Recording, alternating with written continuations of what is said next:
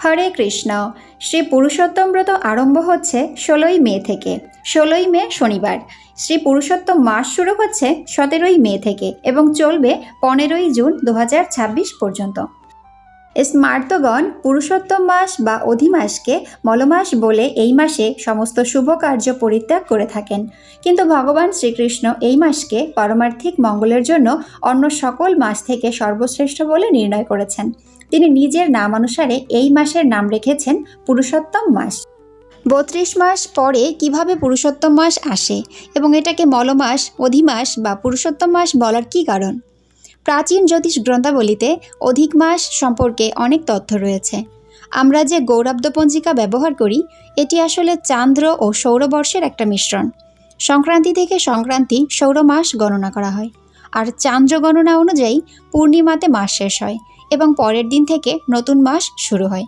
এভাবে প্রতি চান্দ্রমাস ও সৌরমাসের দৈর্ঘ্যের পার্থক্যের কারণে প্রতি বছর চান্দ্রমাস ও সৌরমাসের মধ্যে 10 দিন 21 ঘন্টা 35 মিনিটের পার্থক্য হয়।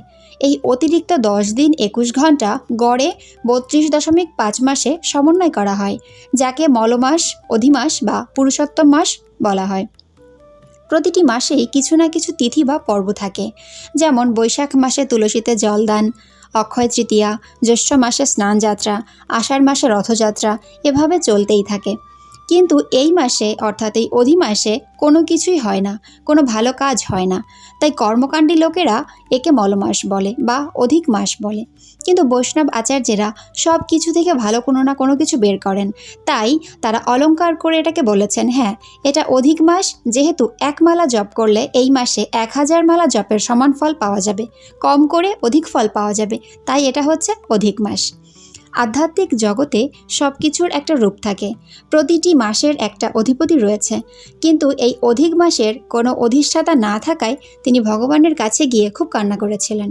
তখন পরমেশ্বর ভগবান বলেছিলেন, এই অধিমাস ত্রিলোকে পুরুষোত্তম বলে বিখ্যাত হবে। আমাতে যে সমস্ত গুণ রয়েছে সেই সব গুণ আমি এই মাসে অর্পণ করলাম। গোবর্ধন ধরম বন্দে গোপাল গোপরূপিণম গোকুলোৎসবমিশনম গোবিন্দম গোপিকা প্রিয়ম। গোবর্ধন ধরম এই মন্ত্র জপ করে কৌণ্ডিন্য মুনি শ্রী পুরুষোত্তমকে প্রাপ্ত হয়েছিলেন।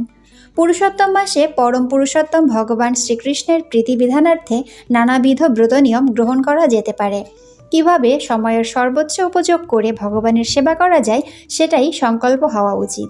পুরুষোত্তম মাসে বিভিন্ন রকমের নিয়ম গ্রহণ করা যেতে পারে, যথা পুরুষোত্তম মাসে করণীয় প্রাতঃস্নান ও মঙ্গলারতি। এই মাসে প্রতিদিন ব্রাহ্ম মুহূর্তের পূর্বে গাত্রোত্থান করে স্নান ও মঙ্গলারতিতে অংশগ্রহণ করা উচিত। এ মাসে এমনকি একবার তীর্থস্নান করলে 12,000 বছর ধরে গঙ্গাতে স্নান করার সমান ফল, বা বৃহস্পতি সিংহ রাশিতে প্রবেশ করলে গঙ্গা বা গোদাবরী স্নানে যে ফল লাভ হয় তা প্রাপ্ত হওয়া যেতে পারে। এ স্নানের ফলে সকল দুঃখ দুর্দশা দূর হয়। হরে কৃষ্ণ মহামন্ত্র জপ ও কীর্তন। পুরুষোত্তম মাসে প্রতিদিন নির্ধারিত সংখ্যামালার অতিরিক্ত 33, 48, 64 বা তদূর্ধ্ব জপ করা উচিত এবং যত বেশি সম্ভব হরে কৃষ্ণ মহামন্ত্র সংকীর্তনে অংশগ্রহণ করা উচিত। স্তোত্র 5 প্রতিদিন চৌরাগ্রগণ্য পুরুষাষ্টকম, জগন্নাথাষ্টকম, নন্দনন্দনাষ্টকম, রাধাকৃষ্ণ কৃপা কটাক্ষ স্তোত্রম পাঠ ও পূর্বতন আচার্যকৃত ভজন কীর্তন করা উচিত। বিশেষ সংখ্যা 33। এ মাসে 33 সংখ্যাটি বিশেষ গুরুত্বপূর্ণ, তাই রাধাকৃষ্ণের উদ্দেশ্যে 33 বার দণ্ডবত প্রণাম, 33 সংখ্যক প্রদীপ দান, 33 সংখ্যক ফল ও পুষ্প প্রদান প্রভৃতি যে কোনো সেবায় 33 সংখ্যার ব্যবহার। পুরাণে বর্ণিত আছে, এ মাসে কৌশিক মুনি ও তার পুত্র মৈত্রেয় মুনি ব্রাহ্মণগণকে 33 সংখ্যক আপুপ দান করেছিলেন। আপুপ অর্থ আতপ চাল, শর্করা ও ঘৃত দ্বারা তৈরি পিষ্টক বিশেষ। দীপদান পরম পুরুষোত্তম ভগবান শ্রীকৃষ্ণের সন্তুষ্টির জন্য প্রতি সন্ধ্যায় ঘৃত প্রদীপ প্রদান করা কর্তব্য। সামর্থ্য থাকলে ঘৃত প্রদীপ নতুবা তেল তৈল প্রদীপ দেওয়া উচিত। তুলসীতে জল দান, তুলসী সেবা, তুলসী পরিক্রমা, হবিষ্যান্ন গ্রহণ করে ব্রত পালন করতে পারেন অথবা কৃষ্ণপ্রসাদ গ্রহণ করতে পারেন। শ্রীমদ্ ভাগবত শ্রবণ এ মাসে প্রতিদিন শ্রীমদ্ ভাগবত শ্রবণ ও অধ্যয়ন করা উচিত। বিশেষ করে শ্রীমদ্ ভাগবতের দশম স্কন্ধে বর্ণিত ব্রহ্মস্তুতি ও শ্রীমদ্ ভগবদ্গীতার পঞ্চদশ অধ্যায় পাঠ করা উচিত। পুরুষোত্তম মাসে বর্জনীয়: আমিষ আহার বর্জন, নেশা বর্জন, অবৈধ সঙ্গ বর্জন, দ্রুতক্রীড়া বর্জন, পরাহ্ন ভোজন ও পরদ্রোহ বর্জন। পুরুষোত্তম মাসে দেবতা, বেদ, গুরু, গো, ব্রতী, স্ত্রীলোক, রাজা ও মহাজনদের নিন্দা পরিত্যাগ করা উচিত। পেঁয়াজ রসুন পরিত্যাগ করবেন। এ মাসে ব্রত শতক্রতু অপেক্ষা শ্রেষ্ঠ, কেননা ক্রতু হচ্ছে এক প্রকার যজ্ঞ, যেটা করে স্বর্গলাভ হয়। যিনি পুরুষোত্তম ব্রত পালন করেন তার দেহে সকল তীর্থক্ষেত্র ও দেবতাগণ অবস্থান করেন। হরি বল।